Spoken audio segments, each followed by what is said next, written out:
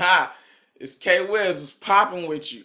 And I had to throw a blog at y'all real quick about crazy girls. Um yeah, you know what happened back in the day when girls just nigga, you did something wrong or you said something wrong, nigga, and they would just nigga leave messages on your phone, you know, crazy messages and shit, or you know, call and hang up and shit, or breathe on your fucking phone or something, shit like that.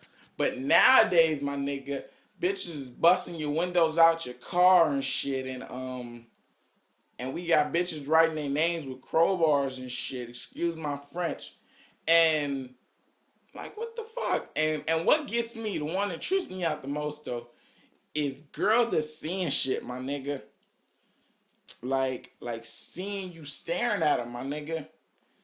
Like like they full blown saw you stare at them, my nigga, and your response is, "Bitch, when did you walk in the room, nigga?"